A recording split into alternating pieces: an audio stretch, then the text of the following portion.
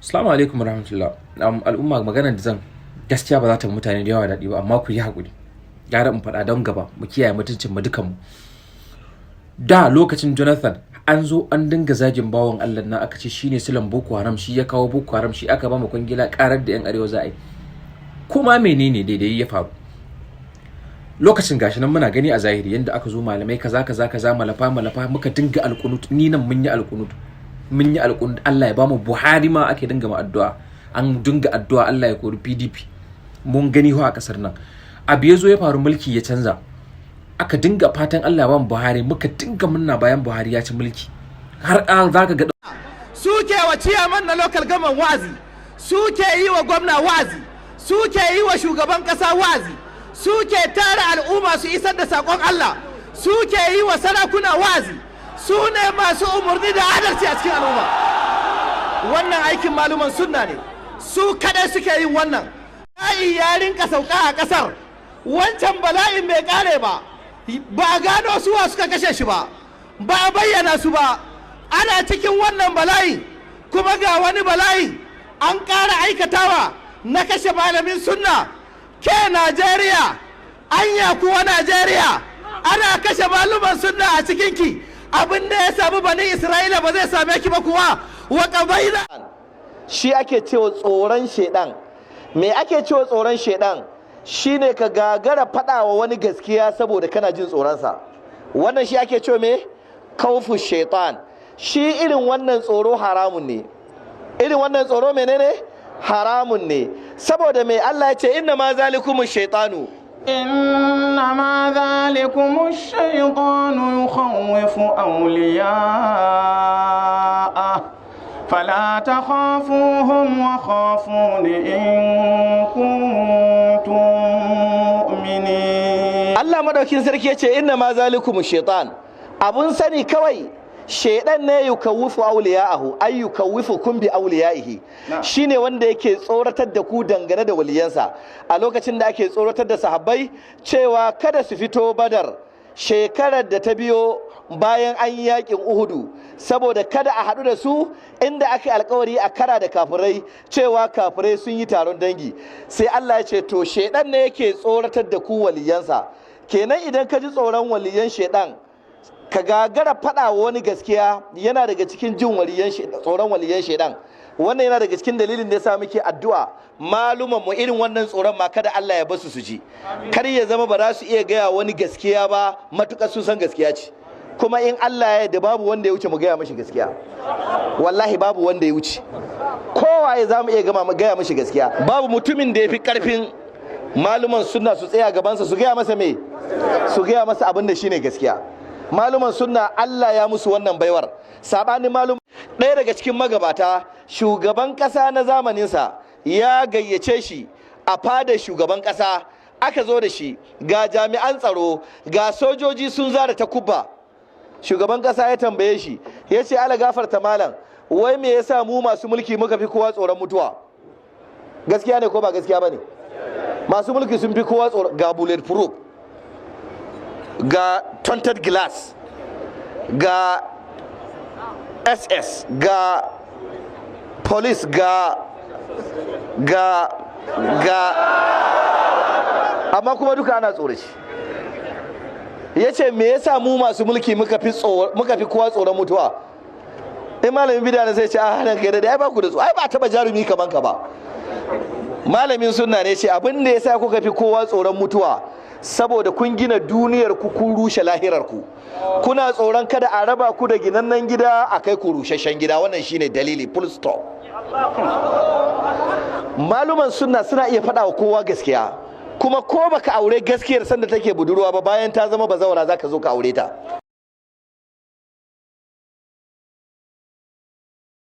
All of a sudden yanzu abu ya zo kan shugaban kasa, tunda dan uwanmu ne dan arewa Buhari, wasu daga cikin malaman mu suna tare da shi, an ce ai ba a mu shugaban kasa bore, ba ma fa zagin shi ba, no kar kai criticizing, ba a mu shugaban kasa gyara publicly, ba a ma shugaban kasa bore, dole a masa biyayya. Alƙunut din ma dai aka ban ma san ina ake ba, ko shi ba yiwa a mai alƙunut din ne, ko kuma san yin harkan rashin tsaron bai yiwa a masa alƙunut din ne. Malaman mu dai duk abu ya zama wani iri. Wallahi ina rantsuwa da girman ubangiji, janar Buhari ba barawo bane, baya satan kudin yan Najeriya. idan kana bai taba sata kudin yan Najeriya ba Janar Muhammadu Buhari, na rantse da girman Allah ubangijin al'arshi. Idan ka isa zo ka hau minbari ka rantse cewa naka bai taba sata kudin Najeriya ba.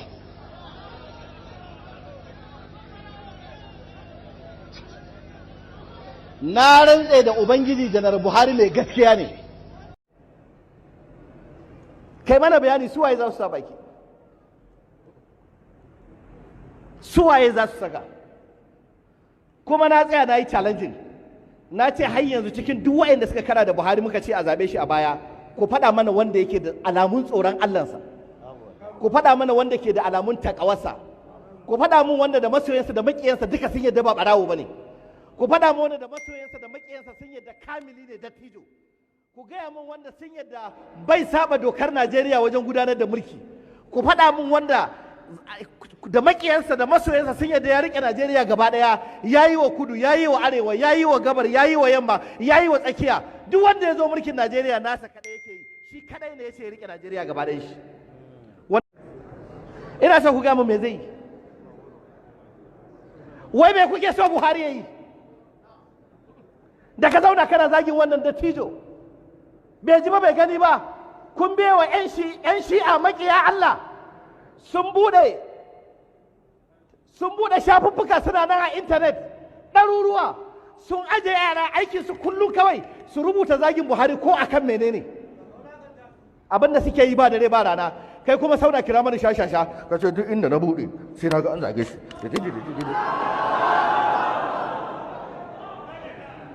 Ya za kai da wannan haƙƙin a lahira? Tun da ya zama shugaban ƙasa ko rigar da yake sa bata canja ba. Mun je gidansa nan Daura mun yi mitin da shi muka masa wa'azi. Wallahi babu interlocking a gidan. Ƙasa ce. Yadda gidan yake kame ya zama shugaban ƙasa ba interlocking. Ƙasa ce. Kujerun da ke falon tun kan ya zama shugaban ƙasa su ne. Ɓeraye har sun fara cin kujeru.